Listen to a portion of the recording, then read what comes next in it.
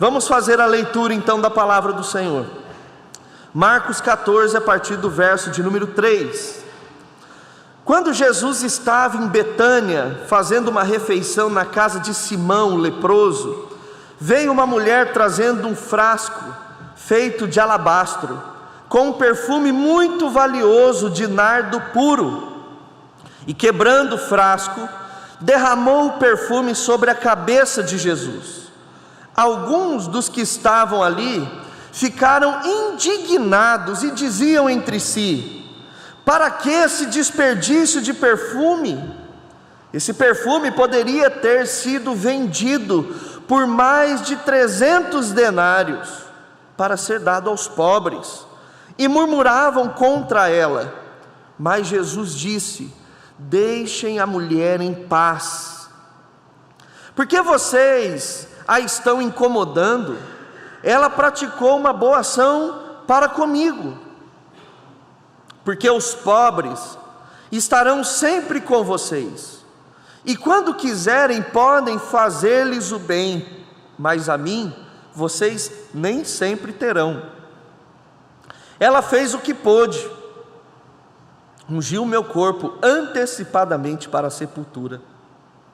Em verdade lhes digo, que onde for pregado em todo o mundo o Evangelho, também será contado o que ela fez para a memória dela. Vamos orar, deixe a sua Bíblia aberta. Senhor Jesus, obrigado por tudo aquilo que nós tivemos já nesse culto. Leitura pública da Tua Palavra, oração comunitária, canto congregacional, momento missionário, sacramento do batismo, e agora, Senhor, nos alimente pela palavra do Senhor que será pregada. O Senhor nos conhece, Pai, e sabe exatamente o que precisamos ouvir nessa manhã. Tua palavra é Teu instrumento para nos corrigir e para nos guiar a toda a verdade. Portanto, Deus, pedimos, fale conosco pela Tua misericórdia, pela Tua graça e pelo Teu Espírito Santo. Oramos assim, em nome de Jesus, amém e amém. Sem dúvida, você que é crente há algum tempo, já ouviu essa história, porque ela é uma história de extravagância. Um perfume caro é derramado em sua totalidade sobre a cabeça de Jesus.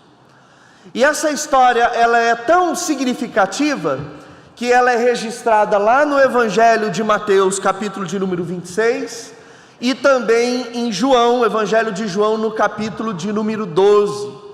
E esses três relatos nos dão detalhes maravilhosos para que possamos refletir nessa única história.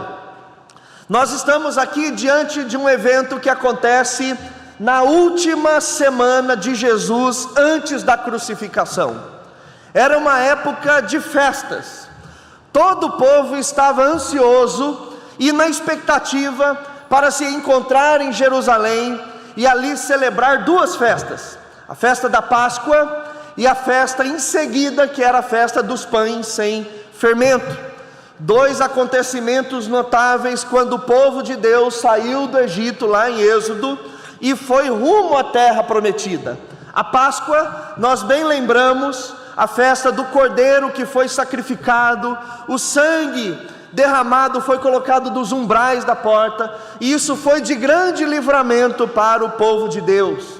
E a festa dos pães sem fermento é porque na saída do Egito não teve tempo para que os pães fossem assados com fermentação e ali crescessem e ficarem vistosos. Pelo contrário, eles saíram correndo e fizeram uma massa simples, fizeram um processo de assar esses pães de modo simples e comeram ele numa forma mais fina, mais crocante, um pãozinho sem fermento. Então eles estavam celebrando nas vésperas desse momento tão singular do povo da saída do Egito.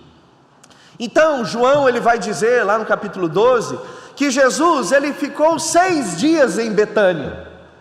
E se os irmãos se lembram, Betânia era uma cidade de grande acolhida do nosso Senhor Jesus Cristo, porque ali morava uma família muito querida dele: Lázaro, seu amigo, Marta e Maria. Inclusive nós temos um outro episódio em Betânia, que quando Jesus chega na casa desses irmãos, nós vemos Maria ouvindo Jesus e Marta servindo Jesus. Em outro episódio, Jesus descobre que Lázaro morreu, e ele vai lá e ressuscita o seu amigo. Então nós conhecemos muito bem essa cidade, as pessoas envolvidas ali. Mas ainda que Jesus estivesse 6 dias em Betânia, esse acontecimento, ele é datado tanto por Marcos quanto por Mateus 2 dias antes da Páscoa. Então é uma quarta-feira que Jesus ele está numa mesa, pronto para tomar uma refeição. E Marcos e Mateus, eles dizem que eles estão na casa de Simão o leproso. E João diz que Lázaro e Marta e Maria estavam ali também. Que Marta estava servindo, que era algo característico dela, e que é a Maria que vem e então quebra o frasco e derrama sobre a cabeça de Jesus. A Bíblia não nos dá tanta informação de quem era esse Simão, que havia sido leproso e curado por Jesus. Pode inclusive ser que esse Simão era o pai de Lázaro, o pai de Marta e o pai de Maria. Pode ser. Mas a história então ela começa que Jesus ele estava lá em Betânia, nessa casa, e veio então essa mulher. Irmãos, quando nós estamos falando de uma narrativa bíblica, é muito importante que você tente ler com a imaginação aquilo que a Bíblia está descrevendo. Tente dar imagens ao seu pensamento. Imagina que Jesus está sentado ali com talvez os seus discípulos, os seus amigos, junto com Simão, ou como diz lá no relato de João, ali do lado está Lázaro, e eles estão sentados naquela mesa que você sentava ajoelhado, com os pés de lado, não tinham cadeiras como nós temos hoje, e de repente, vem Maria, essa mulher, que Mateus e Marcos não fazem questão de citar o nome, dada a simplicidade, até para que Maria não tenha o protagonismo, mas foque simplesmente em Jesus, e ela traz um frasco de alabastro.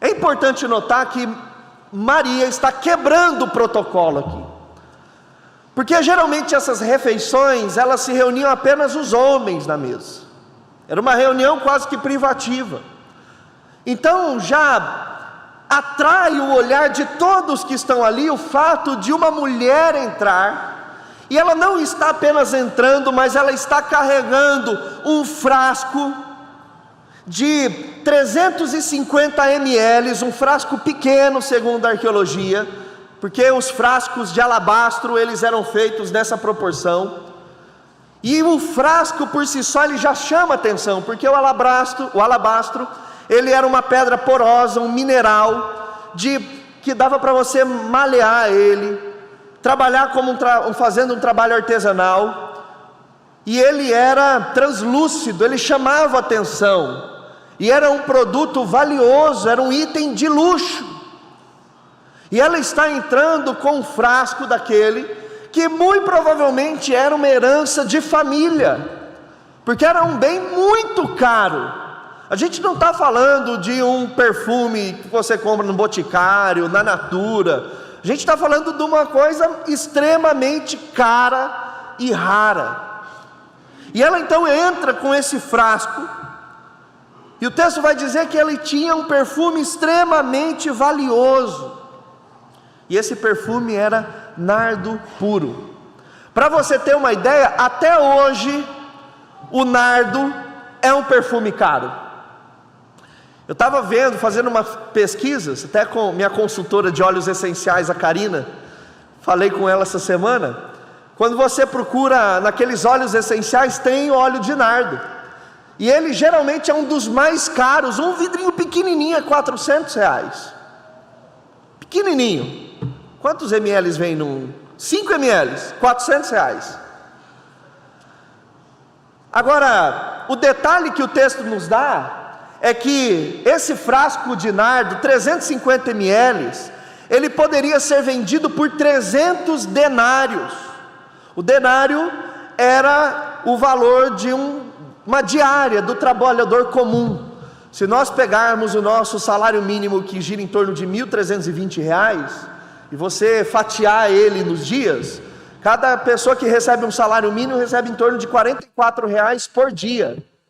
Então a gente está dizendo, ou falando, de um frasco que vale aí um pouco mais de 13 mil reais. 13 mil reais. Imagina você derramar 13 mil reais. Quando você vai numa hamburgueria e sem querer você derruba metade do seu lanche no chão, que você pagou 28 pontos, a gente já fica, né? Triste, né?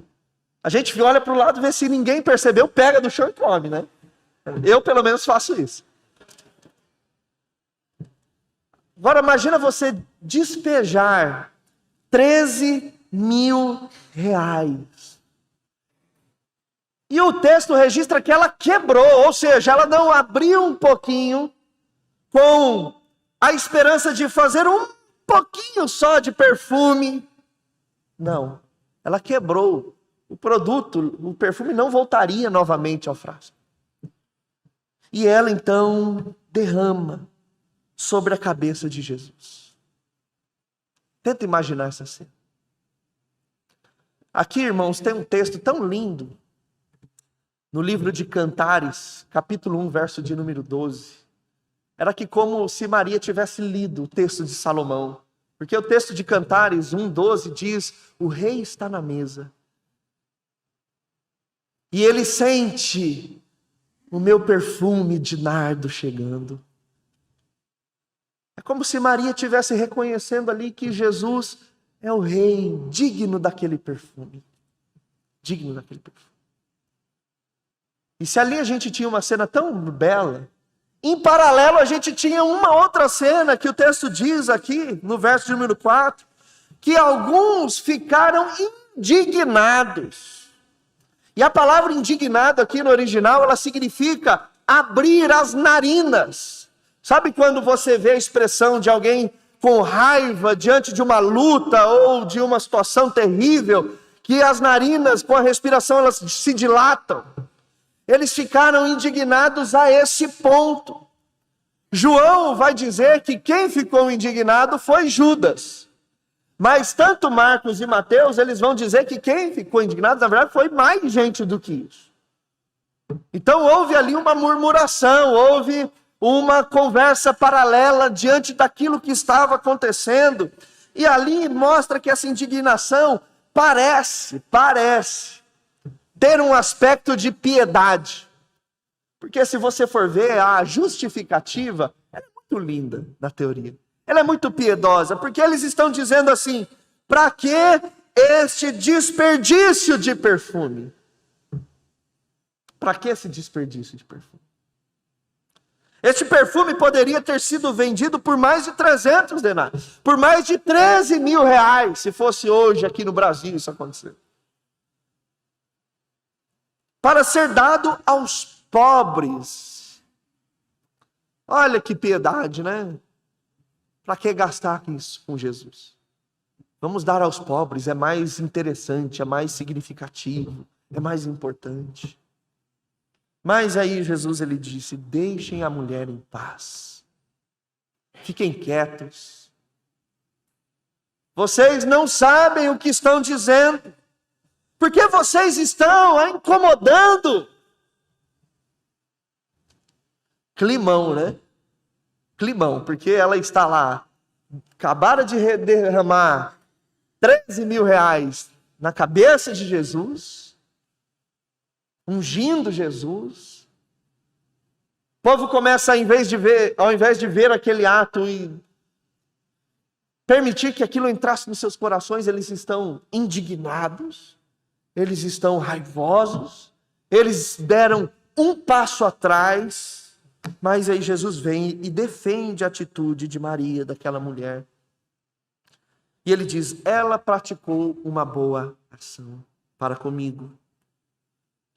E aí ele ensina, ele fala: porque os pobres estarão sempre com vocês, e quando quiserem podem fazer-lhes o bem, mas a mim vocês nunca, nem sempre terão. Jesus aqui ele não está ensinando nada de novo, viu, gente? Lá em Deuteronômio 15, vamos lá. Separa aí essa página e volte lá no Antigo Testamento, lá no Pentateuco, no 5º livro do Pentateuco, Deuteronômio, capítulo de número 15. Olha o que diz a lei sobre os pobres. A partir do verso de número 7.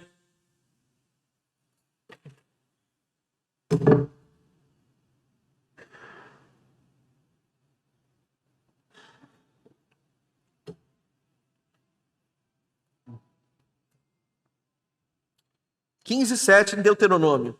Se houver algum pobre entre vocês, no meio dos seus irmãos, em alguma das cidades de vocês, na terra que o Senhor, seu Deus, lhe dá, não endureçam seu coração, nem fechem as mãos a seu compatriota pobre. Aqui algumas coisas interessantes. Esse texto, ele se conecta a Gálatas 6,10, quando diz que nós devemos fazer o bem, especialmente aos da família da fé. Aqui a lei diz claramente que nós devemos ajudar os pobres, especialmente no meio dos seus irmãos. Por isso que nós contribuímos financeiramente na igreja, para que a igreja também possa dar suporte aos pobres, aos necessitados da nossa comunidade. Então, quando você não contribui, você limita a ação em relação à ajuda também àqueles que passam necessidade. Por isso que é importante nós contribuirmos também na casa do Senhor. Pelo contrário, devem abrir a mão para Ele e lhes emprestar o que lhes falta, tudo aquilo que tiver necessidade. Tenham cuidado para que não haja pensamento vil em seu coração e vocês digam: está próximo o 7º ano, o ano do perdão das dívidas. Porque se eles emprestassem perto do 7º ano, eles não receberiam nada de volta. Eles deveriam perdoar completamente. Então tinha gente que retia a mão perto dessa data. Fazendo com que os olhos de vocês sejam malignos para o seu compatriota pobre, e vocês não lhe deem nada. E ele clame ao Senhor contra vocês, e vocês sejam culpados de pecado. Vocês devem dar livremente, sem maldade no coração, quando lhe derem o que ele precisa. Olha o que Moisés ele vai ensinar da lei. O porquê nós temos o que temos. Porque por isso o Senhor seu Deus os abençoará em todas as suas obras, em tudo que vocês empreenderem. Pois nunca deixará de haver pobres, a mesma palavra de Jesus, na terra. Por isso eu ordeno a vocês que livremente abram a mão para os seus compatriotas, para o necessitado, para o pobre que vive na terra de vocês. Aí a gente volta lá então para Marcos capítulo 14. Então é isso que Jesus está dizendo. Relembrando a lei no coração e na mente dos seus discípulos, daqueles que estão ali participando daquela refeição. E aí então Jesus, caminhando para o final, ele fala: ela fez o que pôde. No texto original nós poderíamos também traduzir dessa maneira: ela fez ou ela deu tudo o que tinha. Os irmãos se lembram que um capítulo anterior, no capítulo de número 12, na verdade, 2 capítulos anteriores, quando temos ali a história da viúva pobre, quando ela dá a moedinha de menor valor,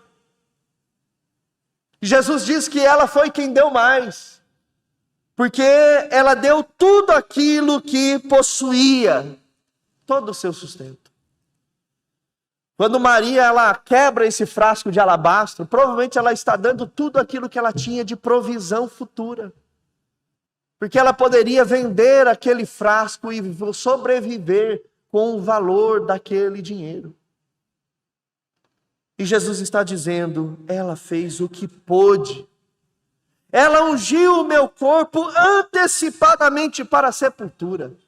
Não foi apenas a unção como um rei, mas talvez Maria tivesse percebido ali o que ninguém ainda tinha percebido. que Jesus estava próximo a ser entregue às autoridades, que ele morreria, seria sepultado, e ficaria ali 3 dias e 3 noites sepultados, até que ressuscitasse.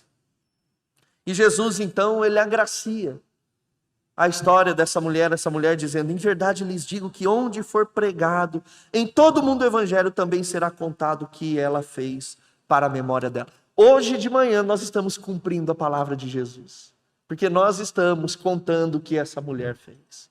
História linda, maravilhosa, meus irmãos. E ela tem alguns ensinos para nós nessa manhã. A primeira delas é que nós vamos perceber através da unção que ela faz em Jesus.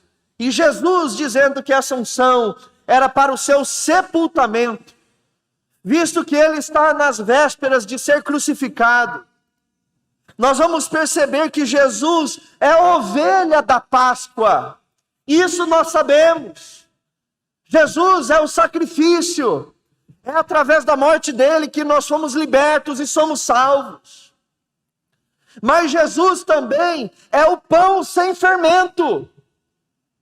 Filipenses capítulo de número 2 diz que ele abriu mão de toda a glória dele. Ele abriu mão das suas riquezas, do reino da eternidade, e se tornou um de nós. Ele foi ovelha muda, ele se fez carne, ele habitou entre nós. Ele se tornou, se rebaixou, saiu da sua glória, para se identificar conosco.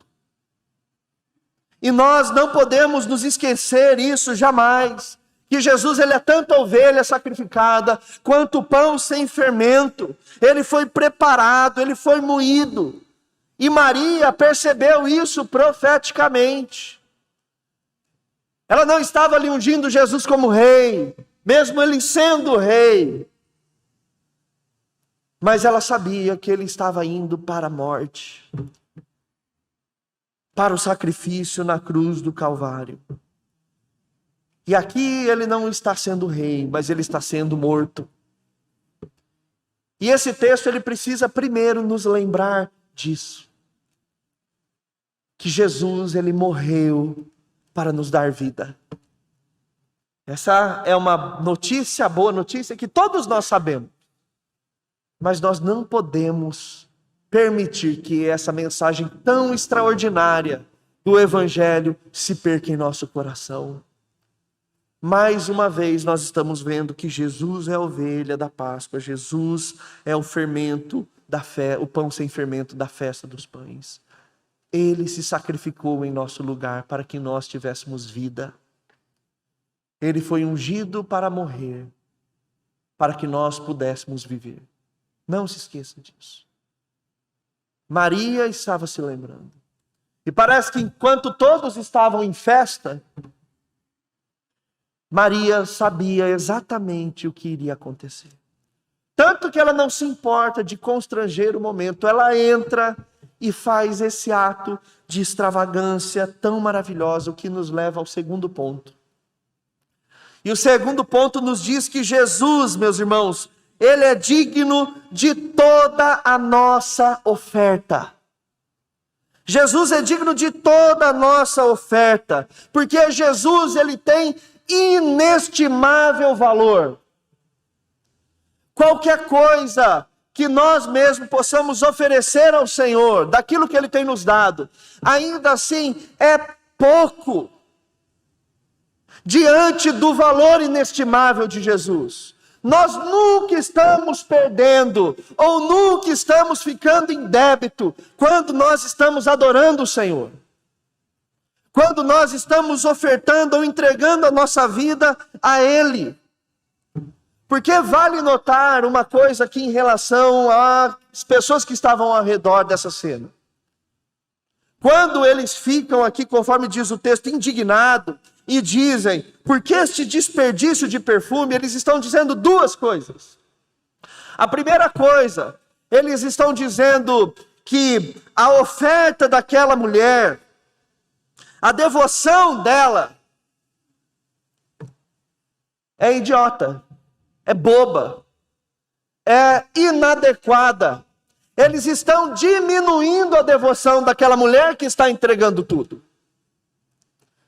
E com essa declaração, eles estão também diminuindo a dignidade de Jesus, como se ele não fosse digno de receber tal oferta. E isso toca, meus irmãos, em nosso coração, porque no mundo em que nós vivemos, as extravagâncias, elas não são repelidas. Compre a melhor casa que você puder e você não será reprimido por isso. Compre o melhor carro que você quiser e você não será reprimido por isso. E realmente não é problema. Gaste com uma viagem e você não será reprimido por isso. Não tem problema.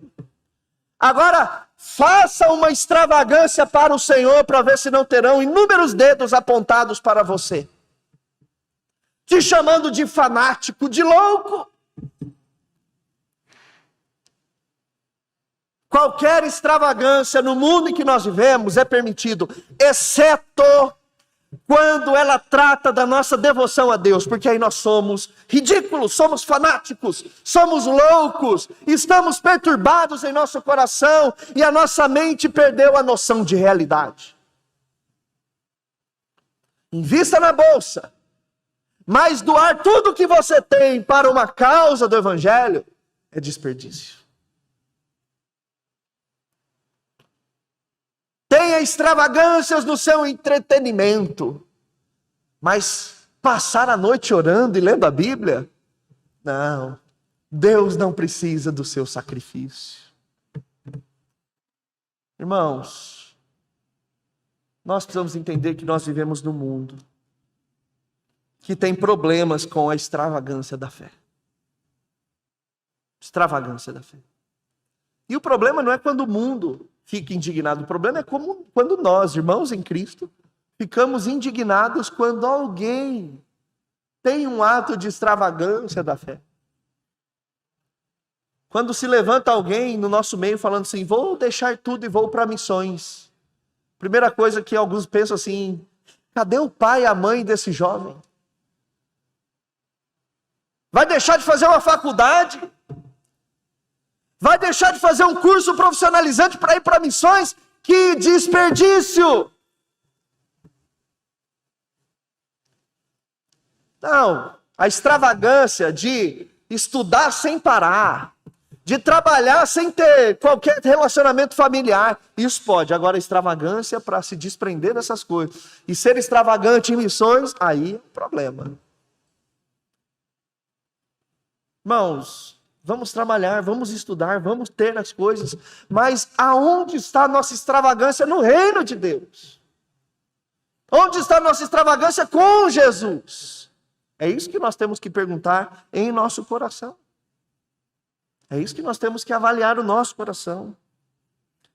Precisamos nos lembrar, irmãos, Jesus é digno de toda a nossa adoração, de toda a nossa oferta. Jesus é digno de toda a nossa extravagância.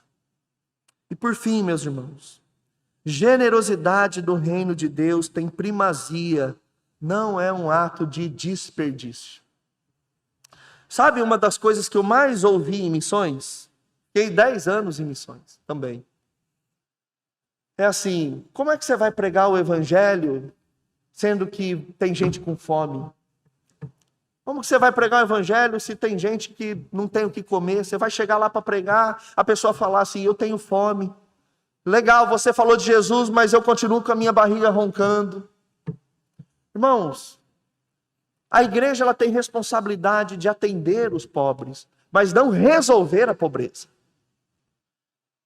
E melhor do que o alimento que sacia por um instante, é o alimento que sacia pela eternidade. E quando nós estamos diante do evangelho e da necessidade do mundo, o evangelho sempre terá primazia. Você não prega Jesus só quando você tem alguma coisa extra para levar para alguém. Nós pregamos o evangelho, e se tivermos alguma coisa para oferecer além disso, ok. Mas o evangelho já é tudo aquilo que nós precisamos. E tudo aquilo que o mundo perdido e caído precisa. O que eu quero dizer é que tem muita gente que se prende no evangelho social. Vamos fazer a obra social e deixar o evangelho nas entrelinhas. Não! Vamos declarar de modo extravagante o evangelho. E os pobres, nós sempre teremos oportunidade. O cuidado que nós podemos dispor às pessoas mais carentes, menos abastadas, nós temos oportunidade de fazer o tempo todo. Mas quando nós estamos diante do evangelho, a generosidade para com o reino, ela tem primazia. A nossa fidelidade primeira é sempre com Jesus Cristo. É sempre com Jesus Cristo. Quando nós estamos diante de Jesus, a nossa oferta é a Ele. E é interessante que esse texto não é uma negação à ajuda aos pobres. Pelo contrário, Jesus, inclusive, ele desenvolve essa ideia. Ele fala assim, olha, vocês vão ter os pobres. E ele reativa na mente deles o que a lei dizia, que deve ser ajudado. Devemos pensar neles. Mas, antes disso, precisamos ser fiéis a Cristo. Porque o evangelho, a palavra que nós carregamos, é aquilo que sacia, de vez por todas, a fome da humanidade. Irmãos, que nós possamos entender o nosso papel de devoção ao Senhor. Porque uma vez que nós entendemos que Ele é o Cordeiro que foi sacrificado na Páscoa, entendemos que Ele é o pão sem fermento, o Rei que deixou tudo e se identificou conosco, para que pudéssemos ser salvos por Ele. Nós vamos entender que Jesus é digno de toda a nossa oferta, nossa adoração. E que a generosidade no reino sempre terá primazia e nunca será um ato de desperdício. Que Deus nos abençoe em nome de Jesus. Amém.